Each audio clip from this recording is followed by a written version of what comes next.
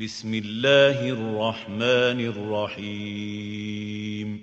السلام عليكم ورحمة الله وبركاته. معكم محمد شاهين التاعب من قناة الدعوة الإسلامية على اليوتيوب، ومرة أخرى فيديو جديد من سلسلة اعتراف خطير. الاقتباس اللي هنقرأ منه النهاردة من المرجع المشهور جدا اللي اقتبسنا منه أكتر من مرة، كتاب تاريخ الكتاب المقدس منذ التكوين وحتى اليوم لستيفن ميلر وروبرت هوبر. الاقتباس اللي معانا النهاردة فيه جملة نادرا ما تجدها في أي مرجع مكتوب باللغة العربية، وبما إن المرجع ده أصلا كان باللغة الإنجليزية وتم ترجمته إلى اللغة العربية، علشان كده بنلاقي الكلام اللي علماء الغرب بيقولوه بأريحية أخيرا وصل لنا باللغة العربية.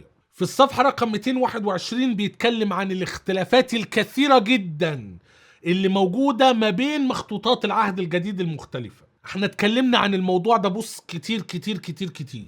هنا هو بيقول ايه؟ للأسف لا يوجد للعهد الجديد ما يقابل النسخة الماسورية. طبعا الجملة دي في حد ذاتها فضيحة، وبإذن الله عز وجل هنعمل فيديو آخر نجيب فيه اقتباس النص الماسوري ده جه منين، وكيف وحد اليهود النص العبري بتاعهم ووصلوا إلى نص قياسي موحد. هنا بيقول لك بل في الواقع هناك أكثر من 5300 مخطوطة للعهد الجديد، وترى بعض التقديرات. تخيل بقى انت عندك 5300 مخطوطة، تخيل ان انت قدرت تفرد المخطوطات دي كلها قصادك على الترابيزة، وماسك المخطوطات دي مثلا يعني بتقرا سفر متى مرقس لوقا يوحنا، بتبتدي بمرقس، اول نص الانجيل مرقس بدء انجيل يسوع المسيح من الله. تيجي تفتح المخطوطة الاولانية بدء انجيل يسوع المسيح، مفيش كلمة ابن الله، يبقى ده أول شكل. وبعدين بدء إنجيل يسوع المسيح ابن الله، فتلاقي كلمة ابن الله موجودة، يبقى ده تاني شكل. وفي اختلافات بأداة التعريف ومن غير أداة التعريف، ما علينا. عمال انت تعمل حصر لعدد الاختلافات والأشكال المختلفة للنص اللي انت لقيته في كل هذه المخطوطات. قال لك ترى بعض التقديرات أن فيها اختلافات أكثر مما في كل العهد الجديد من كلمات. هو العهد الجديد فيه كام كلمة؟ على حسب انت هتعد أنهي نسخة من العهد الجديد. فلنفترض ان هو ده الرقم. عدد الاختلافات اللي ما بين مخطوطات العهد الجديد أكتر من عدد كلمات العهد الجديد. فكر كده بس ده معناه ايه؟ هنا بيقول لك ومع أن البعض يقولون إن 95% من هذه الاختلافات لا تغير المعنى الحقيقي للنص. خلي بالك ده البعض، لأن فكرة هو الاختلاف ده بيغير في المعنى ولا لا، والاختلاف ده مؤثر ولا لا، ده debatable، ممكن نتناظر ونختلف ونتجادل في الموضوع ده. وانا عامل اكتر من 20 فيديو تحريفات مهمة ومؤثرة. نقطة بقى كمان، إذا كان 95% من هذه الاختلافات لا تغير المعنى، يبقى على الأقل عند هؤلاء البعض 5% بتغير المعنى ومؤثرة. طيب إذا كان عدد الاختلافات هو هذا الرقم، 5% من هذا الرقم هو هذا الرقم، شوف الرقم ده كبير قد إيه. أنت متخيل هذا الكم الضخم من الاختلافات المؤثرة في المعنى؟ خلي بالك برضو قلت قبل كده ان ممكن نص بالكامل تغير فيه حرف واحد او علامتين وتحول النص لنص في غاية الأهمية، يبقى من أهم النصوص اللي بيتم الاستشهاد بيها فيما يخص ألوهية المسيح أو التجسد أو غيره. عظيم هو سر التقوى الله ظهر في الجسد، عظيم هو سر التقوى الذي ظهر في الجسد. الفرق شرطتين ما بين نص بيقول عظيم هو سر التقوى الذي ظهر في الجسد من غير كلام على ان الله تجسد، ونص بيقول الله ظهر في الجسد، وغيرها من النصوص الكتير. في الاخر بيقول لك ايه؟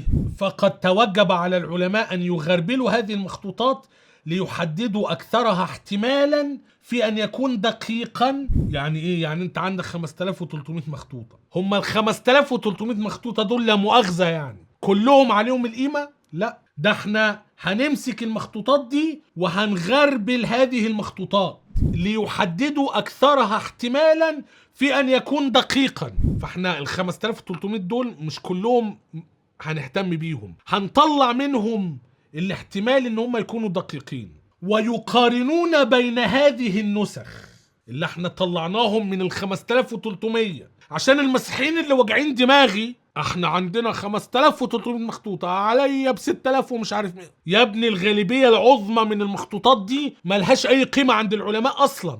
الغالبية العظمى من المخطوطات دي ملهاش اي قيمة عند العلماء. تيجي تعد المخطوطات اللي عليها القيمة هتلاقيهم 30 40 50 100 مخطوطة بالكتير، واغلبهم مخطوطات متأخرة. اغلب البرديات قصائص، اغلب اللي فيها نص عليه القيمة من بداية القرن الثالث.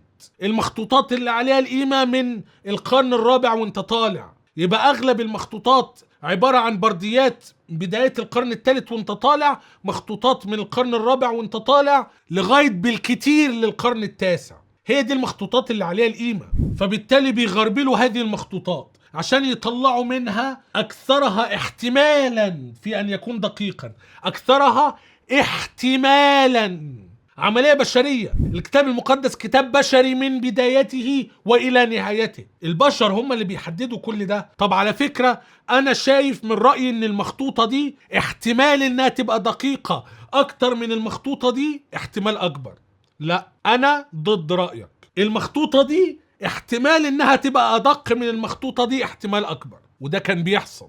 في بعض العلماء بيفضلوا السينائية على الفاتيكانية، بعض العلماء بيفضلوا الفاتيكانية على السينائية. مخطوطتين من القرن الرابع ما بينهم وبين بعض آلاف الاختلافات. في بعض العلماء منهجهم ان لما يحصل اختلاف ما بين الاثنين ناخد باللي في الفاتيكانية، وعلماء تانيين لما يحصل اختلاف ما بينهم ناخد باللي في السينائية، وهكذا بالنسبة للمخطوطات بشكل عام. المهم المخطوطات دي اللي احنا هنطلع بيها من ال 5300 مخطوطة، نقارن بين هذه النسخ للوصول إلى ما يتوقعون أن يكون القراءة الأصلية. وبإذن الله هنعمل فيديو تاني عن موضوع النص الأصلي وهل نقدر نوصل للنص الأصلي ولا لا. لكن في النهاية الموضوع كبير ومشكلة كبيرة، عدد ضخم جدا من الاختلافات المؤثرة في المعنى، وحال المخطوطات ما يسرش قد كده. لو حاز هذا الفيديو على إعجابك فلا تنسى أن تضغط على زر أعجبني، ولا تنسى أن تقوم بمشاركة الفيديو مع أصدقائك المهتمين بنفس الموضوع. ولو كنت قادرا على دعم ورعاية محتوى القناة، لو أنت شايف أن هذا المحتوى يستحق الدعم والرعاية، فقم بزيارة صفحتنا على باتريون، ستجد الرابط أسفل الفيديو. إلى أن نلتقي في فيديو آخر قريبا جدا بإذن الله عز وجل. لا تنسوني من صالح دعائكم، والسلام عليكم ورحمة الله وبركاته.